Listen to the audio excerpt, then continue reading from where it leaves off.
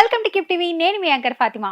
మాజీ మంత్రి రోజా తిరిగి రాజకీయాల్లో యాక్టివ్ అయ్యారు. ఇటీవల ఎన్నికల్లో ఓటమి చెందిన తర్వాత ఆమె కొంతకాలం రాజకీయంగా సైలెంట్ గా ఉండిపోయారు.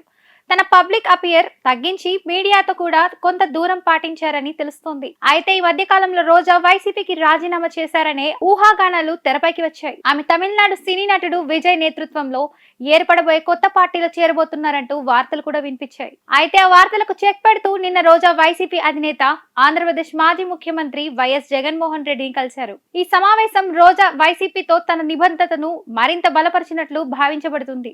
జగన్తో చేసిన ఈ సమావేశంలో ఆమె తనపై పునర్విధానం చేయడాన్ని ఆశించే చర్చలు జరిపినట్లు తెలుస్తోంది.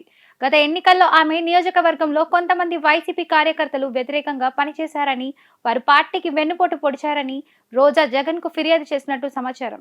ఈ వ్యవహారం వైసీపీ పార్టీలో రోజా స్థానం గురించి పలు సందేహాలను రేకెత్తిస్తుంది. రోజా గతంలోనూ పార్టీలో కీలక నేతగా ఉన్నారు. ఆమె రాజీనామా చేస్తారన్న వార్తలు మొదలైనప్పటి నుంచి రాజకీయ వర్గాలు ఈ పరిణామాన్ని గమనిస్తున్నారు.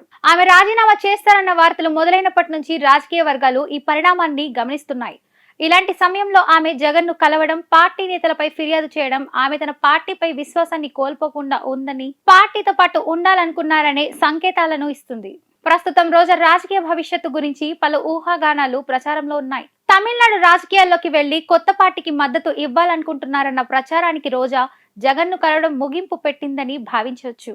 అయితే రోజా రాజకీయ సమీకరణాలు ఏ దిశలో సాగుతాయో వేచి చూడాలి.